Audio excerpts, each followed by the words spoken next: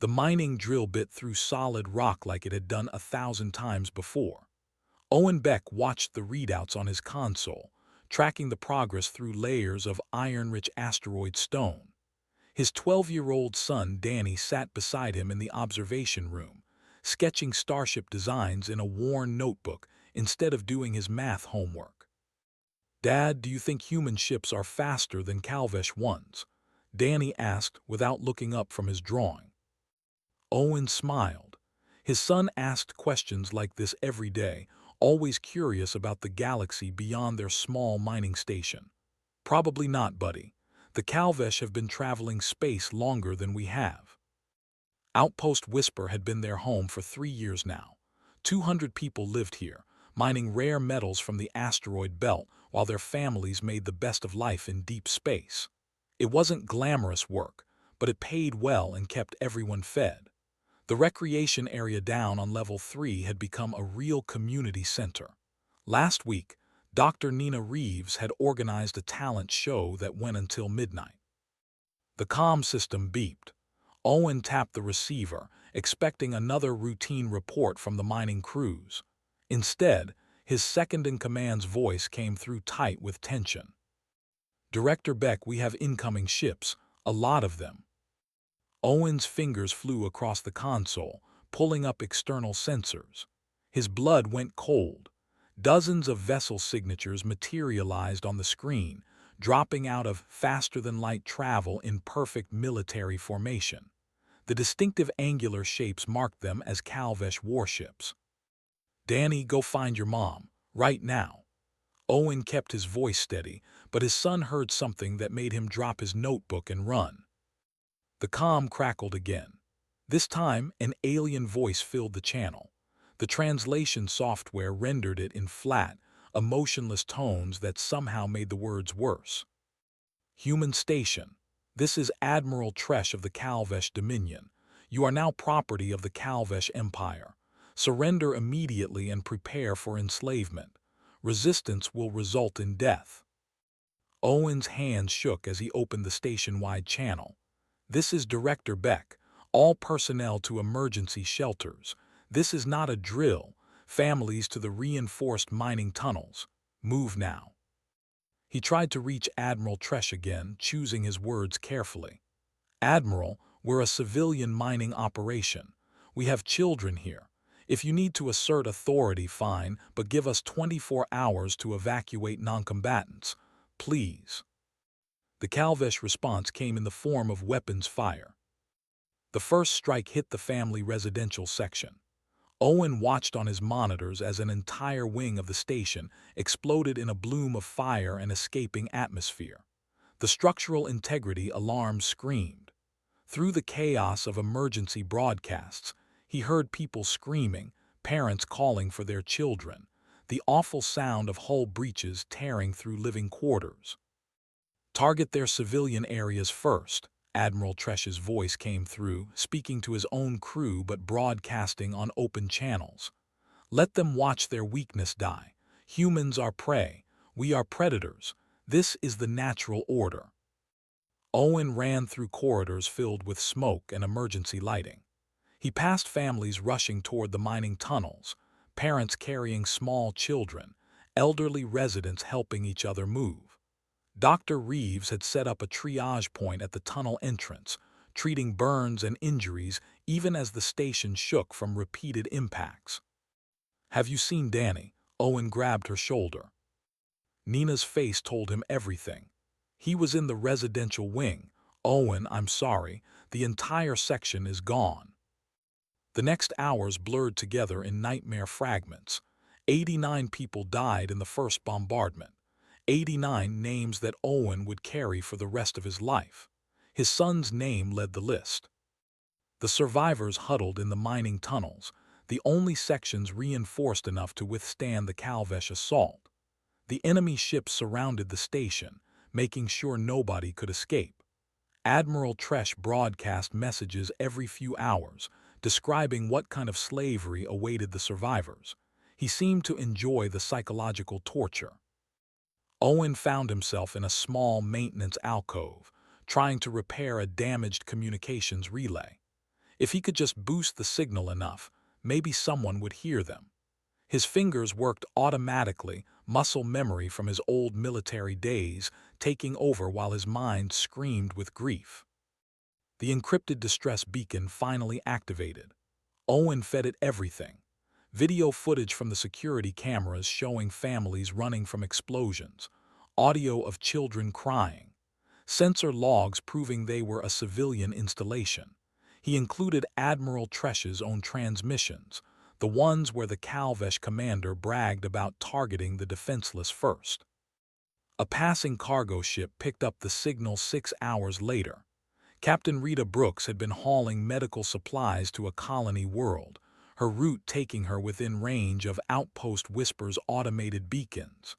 She almost ignored it, just another piece of deep space chatter, until she saw the video footage. Rita watched a little boy who looked about 10 years old, running down a corridor while fire chased him. She watched the moment the hull breached and the child was swept into space. She watched this happen again and again, different children, different corridors, the same terrible ending. Her hands trembled on the controls as she changed course. The nearest human military installation was 4 days away at maximum speed. She pushed her ship's engines past safety limits and made it in 3.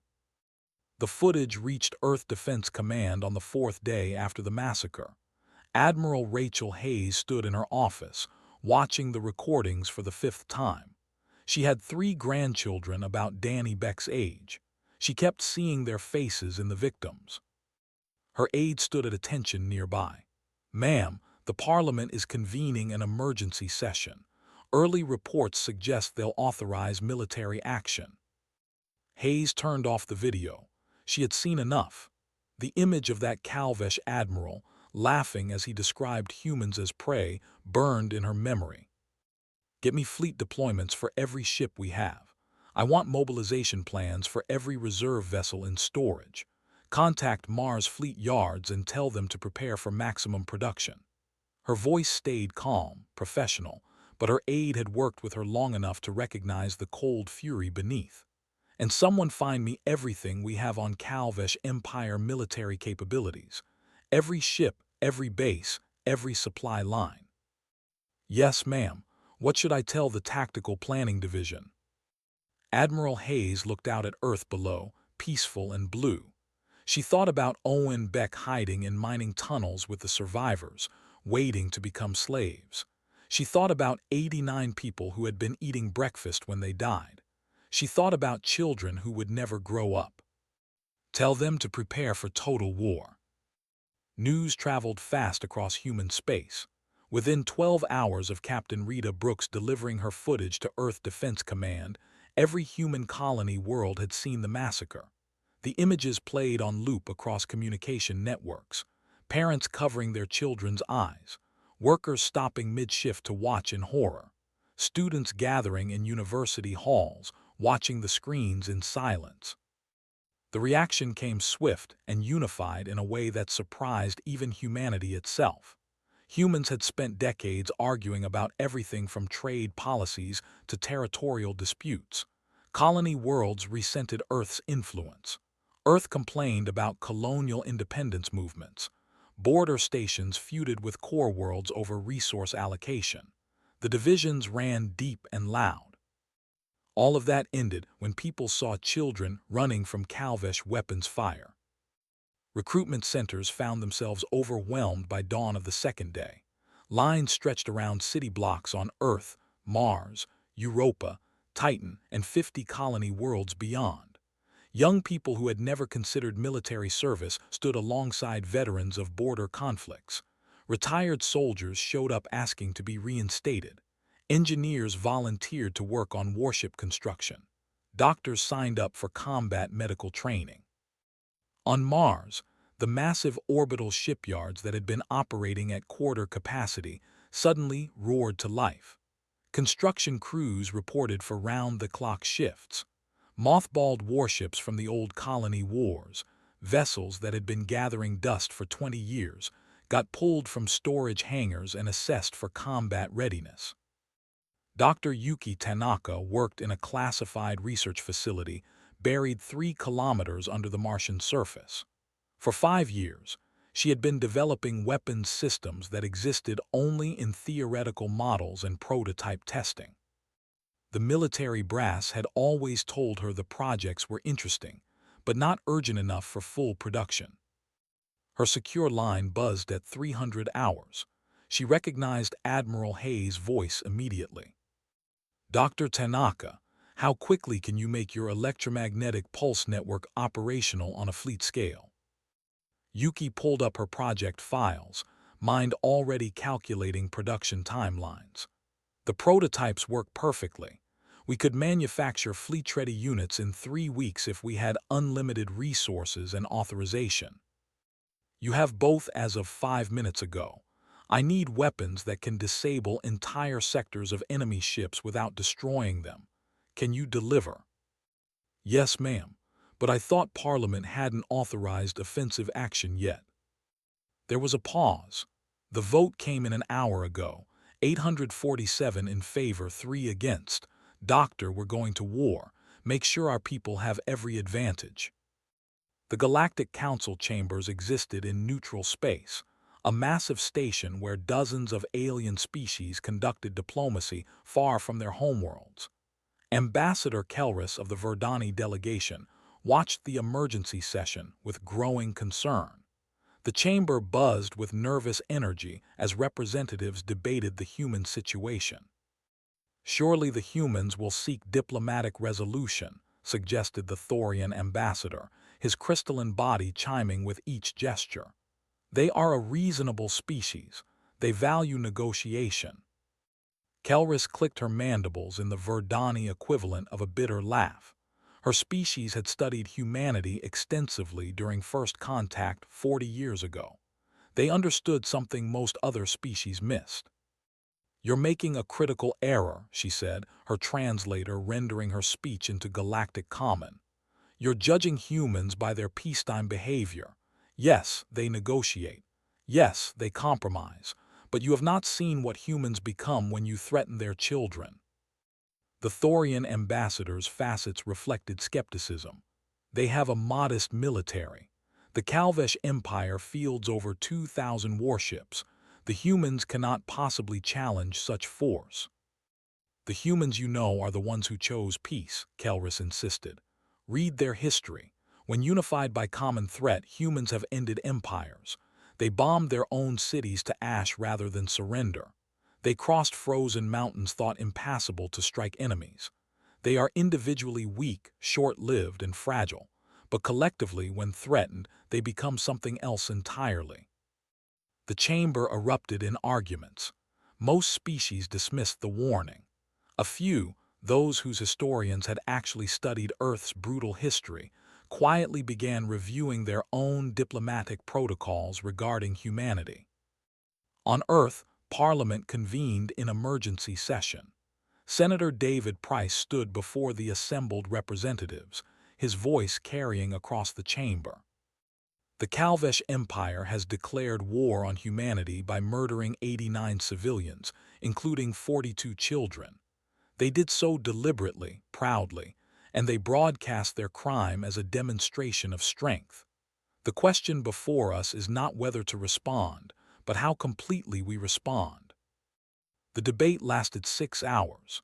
In the end, only 3 representatives voted against military action. The authorization granted Admiral Hayes and Earth Defense Command unlimited authority to prosecute the war until the Calvesh Empire surrendered unconditionally. Back at Outpost Whisper, Owen Beck huddled with the other survivors in the mining tunnels. They had limited food, recycled air that tasted stale, and no way to know if their distress signal had reached anyone.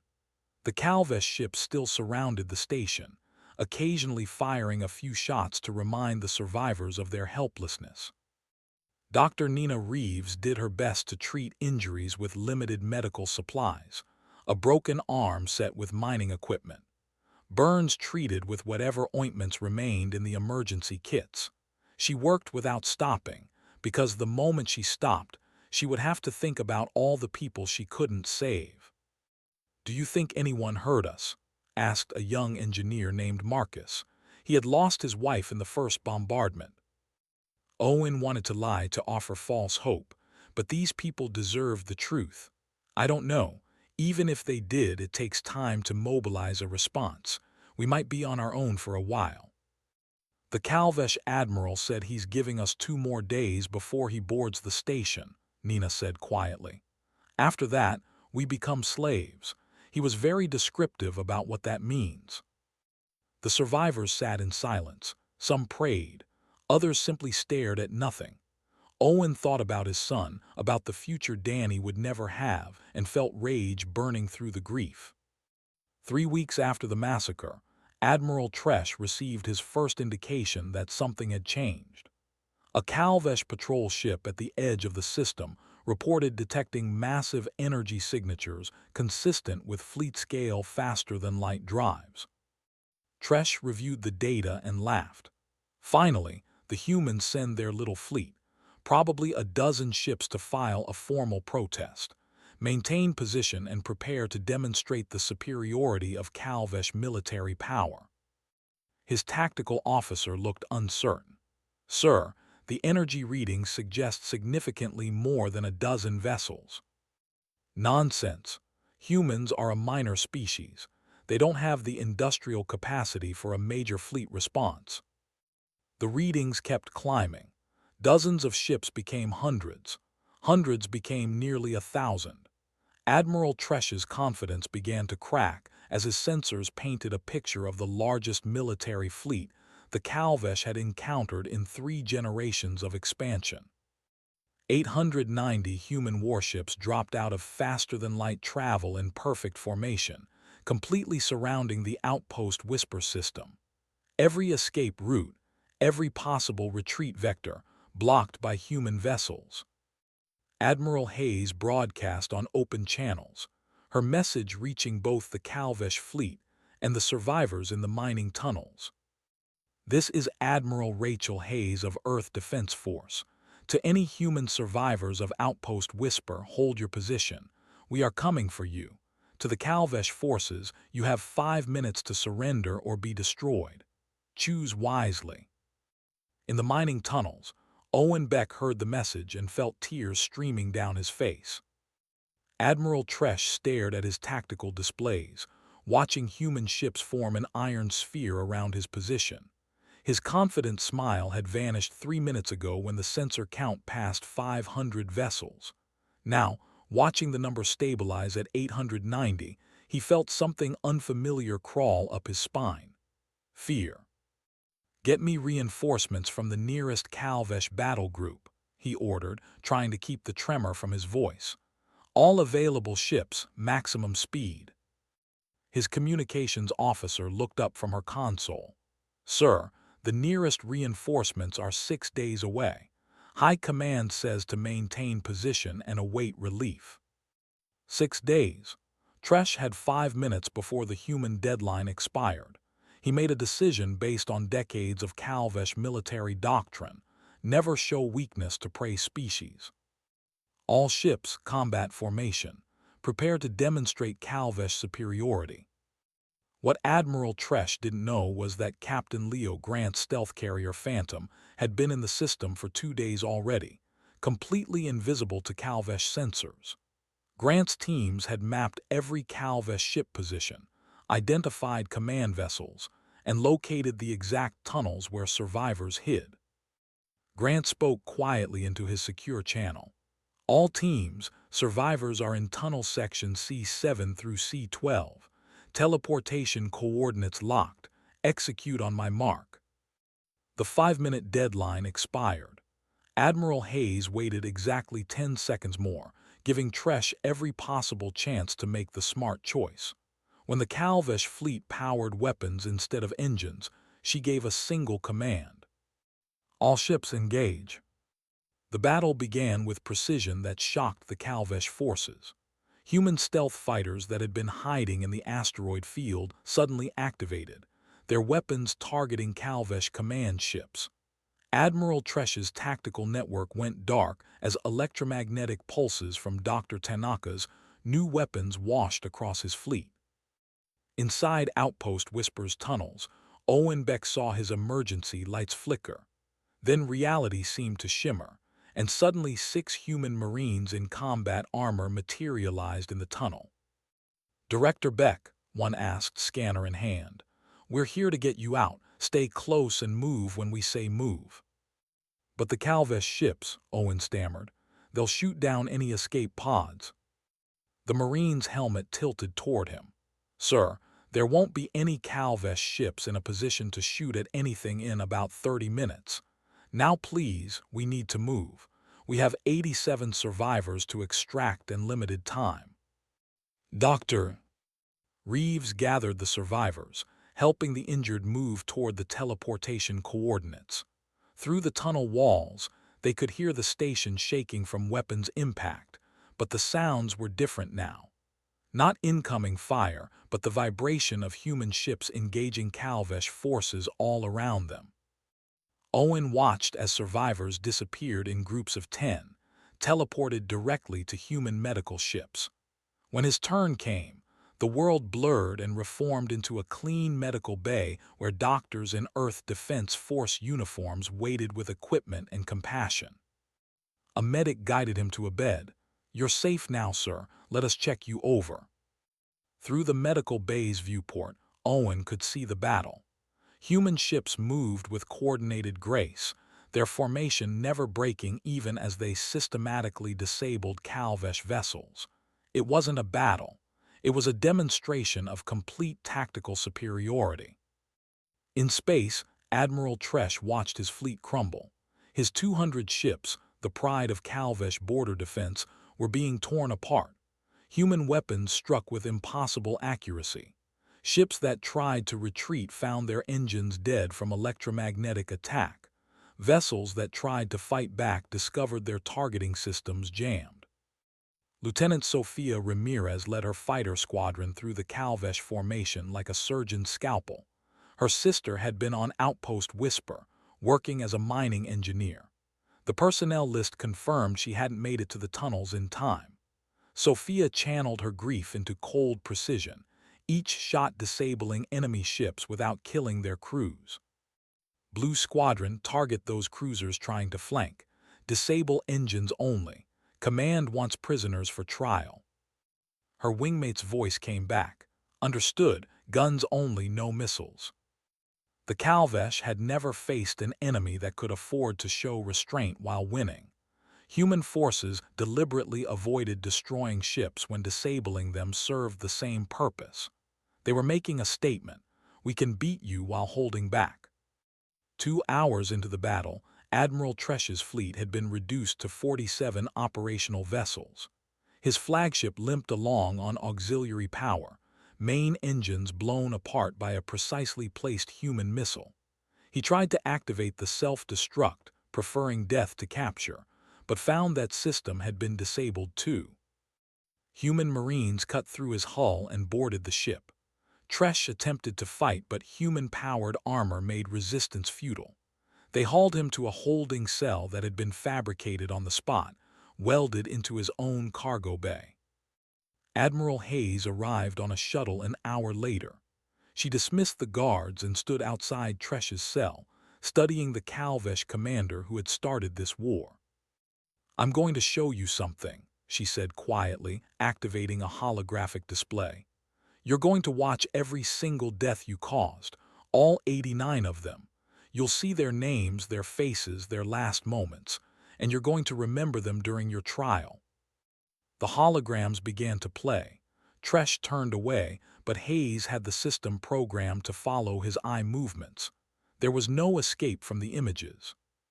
She showed him Danny Beck, 12 years old, trying to close an emergency bulkhead to save other children behind him. She showed him the moment the hull breached and Danny was swept into vacuum. She showed him each death methodically, without commentary. By the time the presentation finished, Tresh had stopped trying to look away. Something in his eyes had broken. "You'll stand trial for war crimes," Hayes said. "The galaxy will watch. They'll see what justice looks like when humans are the ones delivering it, and then you'll spend the rest of your life in a cell, thinking about the children you murdered." She turned to leave, then paused. I'm letting 12 of your damaged ships go. They're barely space-worthy, but they'll make it back to Calvesh space. You know why? Tresh said nothing. Because I want your empire to know what's coming. This was the rescue operation. Easy part. Now your people will learn what humans do to those who murder our families. The 12 crippled Calvesh ships limped away from Outpost Whisper, carrying terrified crews and a simple message. Humanity was coming, and nothing would stop them. Admiral Hayes returned to her flagship and addressed her fleet. 890 ships, their crews ready for whatever came next. Set course for Calvesh territory. We're going hunting. The 12 damaged Calvesh ships arrived at their nearest military outpost 4 days after fleeing Outpost Whisper. Their crews stumbled off the vessels, traumatized and incoherent. Base Commander Kelrath tried to debrief them, but the survivors kept repeating the same thing. 890 human ships, precision beyond anything they had trained for, their entire fleet disabled in under 2 hours. Kelrath sent the reports to Calvesh High Command, adding his own assessment that the survivors were either lying or suffering from combat shock. No minor species could field that kind of force. The High Command agreed and classified the reports as exaggeration due to stress. 3 days later, the outpost disappeared from all communication networks. When a patrol ship investigated, they found the base intact but completely powerless. Every reactor, every backup generator, every single power system had been surgically disabled. The garrison of 3,000 soldiers sat in the dark, their weapons useless, their ships grounded. A message played on loop from the base's emergency beacon, using stored battery power. This facility has been neutralized by Earth Defense Force. Personnel are unharmed. This is your second warning. Commander Wei Chen specialized in psychological warfare. His teams moved through Calvesh space like ghosts, striking infrastructure while avoiding casualties when possible. Fuel depots evaporated in precisely controlled explosions that destroyed resources but left nearby civilian areas untouched. Communication arrays went dark. Supply convoys found their cargo containers empty, the contents teleported away without a trace. The Calvesh military discovered they were fighting an enemy they couldn't see, couldn't track, and couldn't predict. Outposts called for reinforcements that never arrived because the reinforcements couldn't navigate without functional comm networks. Fleets sat idle without fuel. Soldiers waited for orders that couldn't be transmitted. Chen sat in his stealth ship's command center, reviewing the latest mission reports. How many Calvesh casualties so far? His intelligence officer checked the data. 43 deaths across all operations, sir. Mostly accidents when soldiers panicked during power losses. We've disabled 273 installations and captured 18 supply ships. Keep it that way. We're not here to commit genocide. We're here to dismantle their ability to wage war. The real genius of the human strategy became clear when Chen's teams began broadcasting the Outpost Whisper massacre footage on every available Calvesh frequency. Civilian populations who had been told their empire was fighting dangerous human aggressors suddenly saw the truth. Their military had deliberately murdered children. On Calvesh Prime, Counselor Vresh watched the footage in his private chambers. He had spent 30 years in civilian government, watching the military expand the empire through conquest after conquest. He had objected quietly, voted against expansion when possible, but always been overruled. Now he watched human children dying and felt sick. This wasn't war.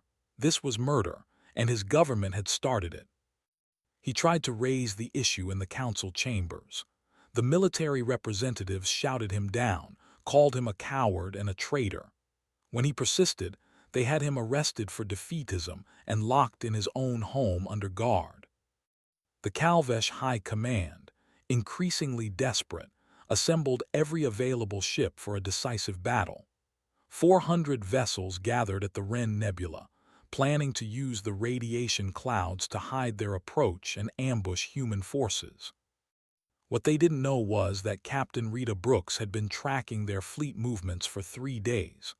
Her hunter-killer group had watched the Calvesh ships assemble, map their formation, and identify their command structure. Admiral Hayes reviewed the intelligence and smiled coldly. "They think they're setting a trap.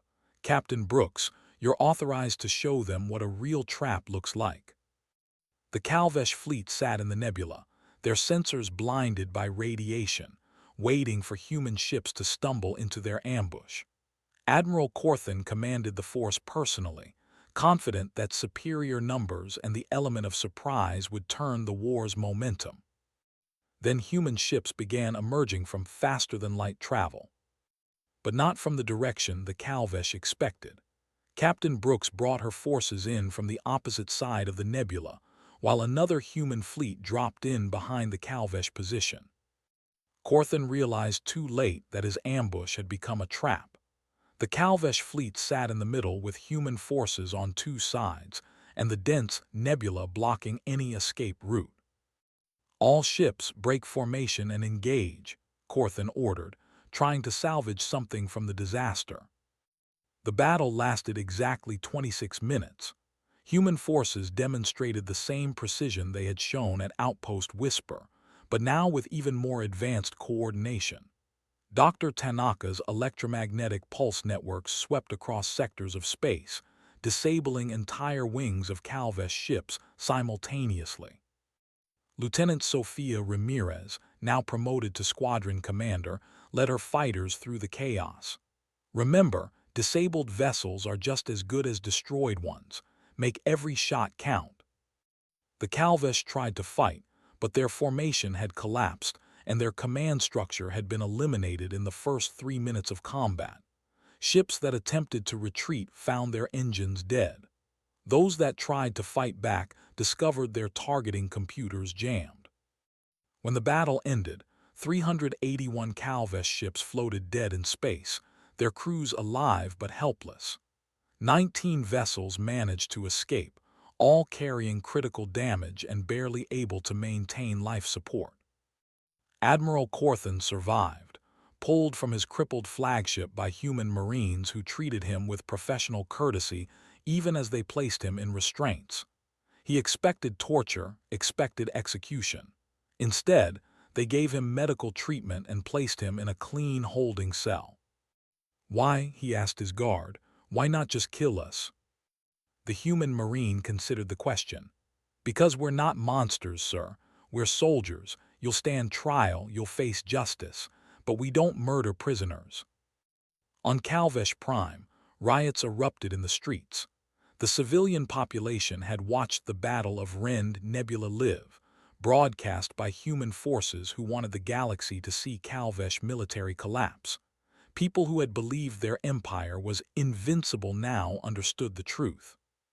Councillor Vresh, still under house arrest, heard the crowds chanting outside. They weren't chanting support for the military. They were demanding peace, demanding accountability, demanding to know why their leaders had started a war they couldn't win. His guards received orders to transport him to a secure military facility. Instead, the young soldiers looked at each other, looked at the crowds, and made a choice. "Councillor Vresh, sir, we're going to let you go. Someone needs to stop this war before more people die." They opened his door and disappeared into the crowd, leaving Vresh free for the first time in weeks. Admiral Hayes received reports of the victory at Rend Nebula and the spreading unrest in Calvesh civilian populations. Her strategy was working. The empire was collapsing from within, military and civilian leadership fracturing. "How many Calvesh ships remain operational?" she asked her staff. "Intelligence estimates about 1,200 vessels, ma'am, but they're scattered and mostly defending their homeworld now." Hayes studied the tactical map. "Then it's time to end this. Prepare the fleet for final assault on Calvesh Prime. I want every ship we have ready to move in 48 hours." Calvesh Prime hung in space like a blue-green jewel, homeworld to 6 billion people and heart of an empire that had conquered 12 species over 3 centuries. Now every available warship in the Calvesh military surrounded it in a desperate defensive sphere. 1,200 vessels, everything they had left. Grand Marshal Corvin stood on the bridge of the Imperial Fortress, the most powerful ship ever built by Calvesh engineering. He had spent 40 years in military service, fought in a dozen campaigns, never lost a battle. Today he faced the possibility of losing everything. "The humans cannot possibly assault our homeworld," he told his officers, trying to project confidence. "They may have won battles through trickery and cowardice, but no species would dare attack a planet of 6 billion civilians. They will negotiate. We will make them pay for their victories." His tactical officer looked uncertain but said nothing. They had all seen what happened to commanders who questioned the Grand Marshal. Senator David Price stood on the observation deck of Admiral Hayes' flagship Valiant, watching the human fleet assemble. 1,400 warships, the largest force humanity had ever gathered. Representatives from a dozen news networks had embedded with the fleet, broadcasting everything that happened to both human and galactic audiences. "Are you sure about this?" Price asked Hayes. "The Galactic Council is screaming about proportional response. They're threatening sanctions if we harm Calvesh civilians." Hayes didn't look away from the viewscreen showing Calvesh Prime ahead. "We're not going to harm civilians, Senator. Watch and learn." The human fleet dropped out of faster-than-light travel at the edge of the Calvesh Prime system, maintaining a position just outside weapons range. For 30 minutes, nothing happened. The two fleets simply stared at each other across the void. Then Admiral Hayes opened communications on all frequencies. "This is Admiral Rachel Hayes of Earth Defense Force. Grand Marshal Corvin, you have one final chance to end this peacefully. Surrender your war criminals, agree to complete disarmament, accept military occupation, or we will dismantle your empire by force. You have 10 minutes to respond." Corvin actually laughed when he heard the demand. "They expect us to surrender our homeworld. They truly believe we would submit to occupation. Their arrogance will be their downfall." He opened his own broadcast. "Humans, you face the full might of the Calvesh Empire. We will never surrender. We will fight to the last ship to defend our people. Come and face your destruction." Admiral Hayes checked her chronometer. The 10 minutes expired. She turned to her weapons officer. "Execute evacuation protocol." What happened next stunned everyone watching. Human ships began firing, but not at the Calvesh fleet. Precision teleportation beams lanced down toward Calvesh Prime's surface, targeting major civilian centers. But instead of weapons, the beams pulled people up. 4 million Calvesh civilians, selected from population centers closest to military installations, suddenly found themselves teleported onto human transport ships. Families eating dinner materialized in cargo holds converted to temporary shelters. Workers at factories appeared in ship corridors. Children playing in parks vanished and reformed in human medical bays. The evacuations happened so fast that the Calvesh military couldn't respond. Their own civilians were being removed from potential combat zones against the military's wishes, relocated to safety by the very enemy they were fighting. Grand Marshal Corvin watched in disbelief as human ships systematically emptied entire city sectors. "They're stealing our people. All ships, stop them." But the Calvesh vessels couldn't fire without risking hitting their own civilians being transported. The human forces had created a situation where the Calvesh military was helpless to act. It took 4 hours to complete the evacuation. When the last civilian had been relocated to safety, Admiral Hayes broadcast again. "Your people are safe on our ships, being given food, medical care, and shelter. They will be returned unharmed when this war ends. Now, Grand Marshal, shall we discuss surrender, or would you prefer we demonstrate what happens when you force us to remove obstacles?" Corvan, rage overwhelming tactical sense, ordered the attack. 1,200 Calvesh ships charged toward the human fleet, abandoning their defensive formation in favor of an all-out assault. Admiral Hayes had been waiting for exactly this response. All ships, execute battle plan Omega, show them what we brought. Dr. Tanaka's experimental weapons, held in reserve until now, deployed across the human fleet. Electromagnetic pulse networks that could disable entire sectors of space activated in coordinated waves. Calvesh ships found their systems failing in cascades, power grids collapsing, weapons going offline. Commander Sofia Ramirez led 300 fighters through the gaps in Calvesh formation. Her tactical display showed enemy ships trying and failing to track her squadron's movements. Human technology had leapfrogged Calvesh capabilities during the months of preparation. All wings, remember your targeting priorities. Command ships first, then capital ships, then cruisers. Disable when possible, destroy only when necessary. The Calvesh defensive sphere collapsed in sections. Grand Marshal Corvan watched his carefully planned formation disintegrate as human forces cut through it like a laser through fog. Ships that tried to retreat found their engines dead. Those that tried to fight discovered their weapons couldn't lock onto targets. 8 hours into the battle, the Calvesh fleet had been reduced to scattered remnants. Corvan's flagship limped along on emergency power, most systems dark, hull breached in a dozen places. On the surface of Calvesh Prime, Counselor Vresh watched the battle through broadcasts that human forces helpfully transmitted on all frequencies.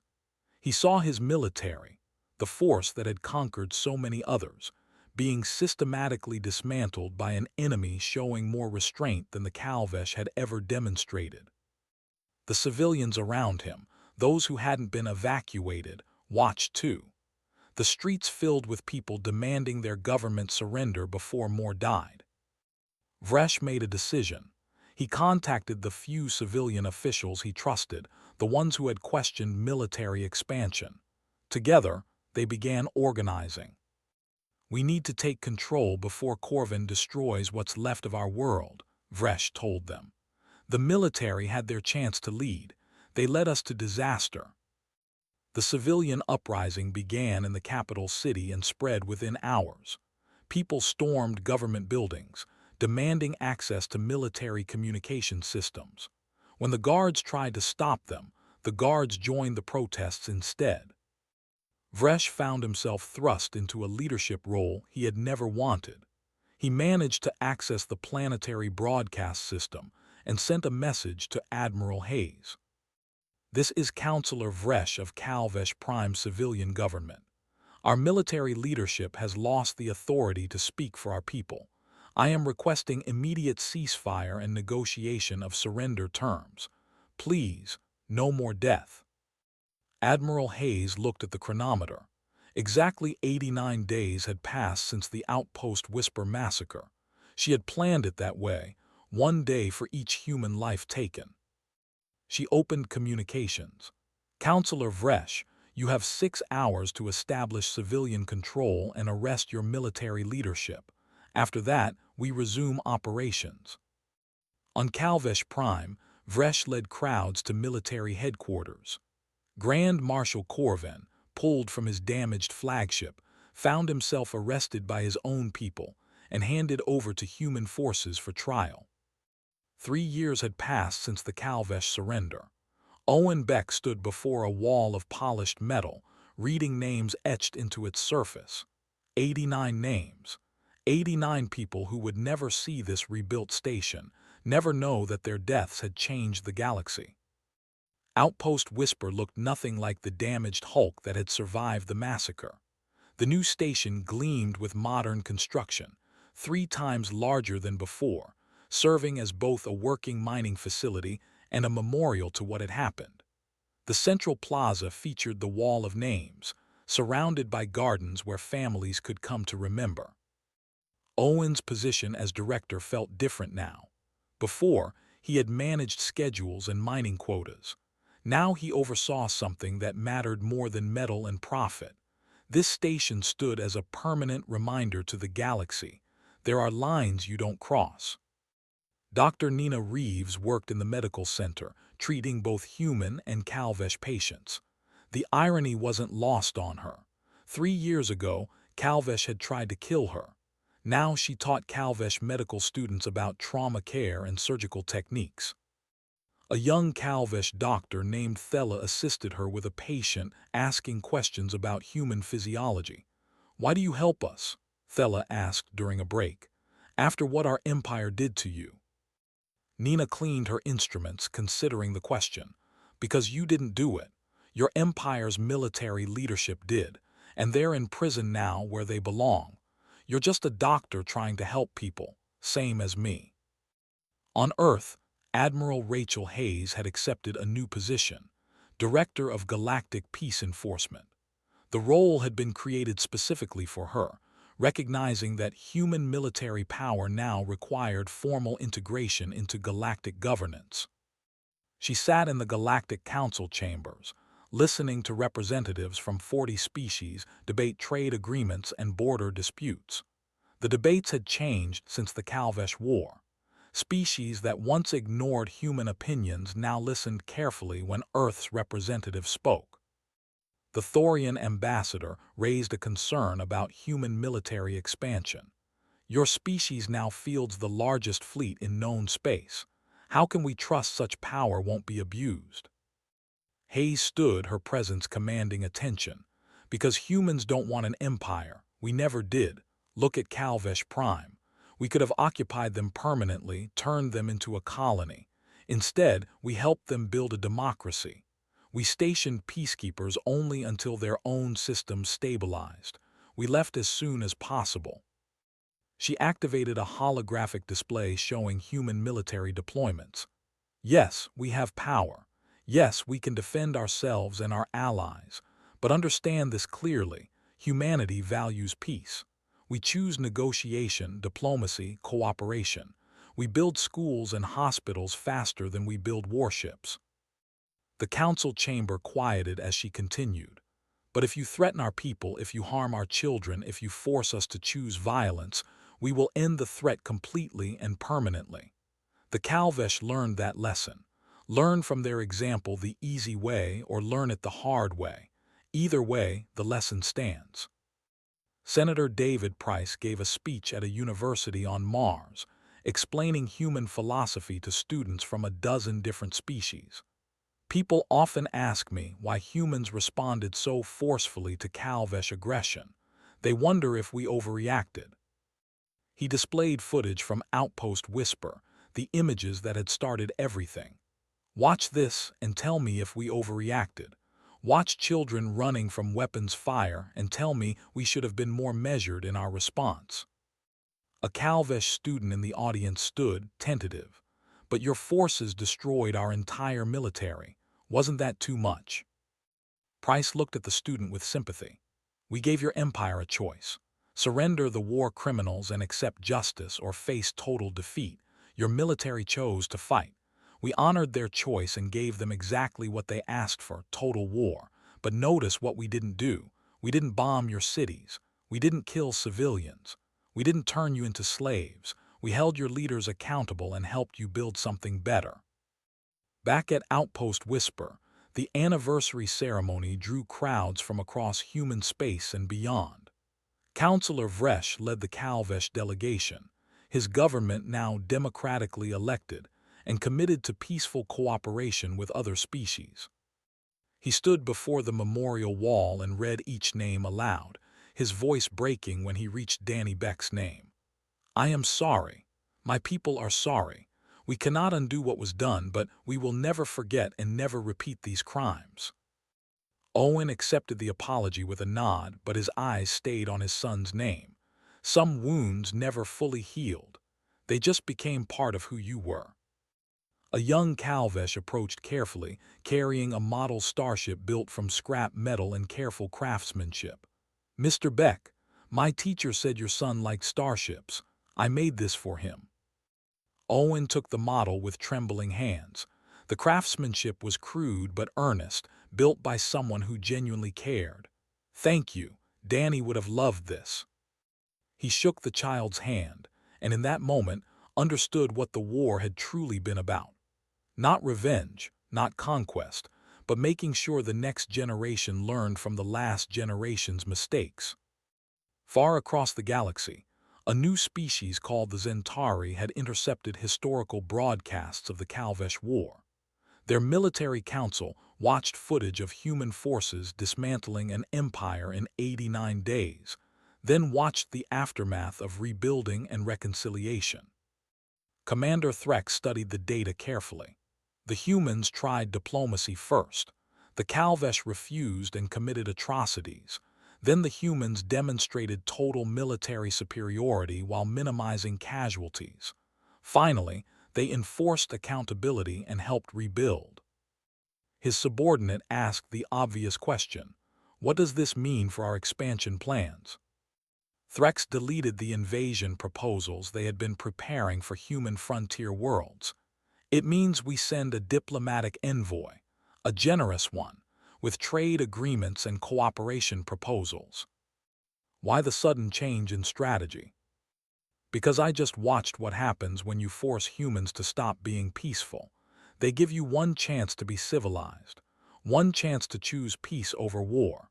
After that, they show you what happens to species that choose violence over reason." The Zentari shifted their entire foreign policy that day, choosing cooperation with humanity rather than confrontation. Back on Earth, Admiral Hayes received reports of the Zentari diplomatic outreach. She smiled, reading the carefully worded proposals that practically begged for human friendship. "Another one learns the lesson," she told her aide. "Good. Maybe we can go a few more decades without having to remind anyone." At Outpost Whisper, Owen Beck locked up his office for the night and took one last look at the memorial.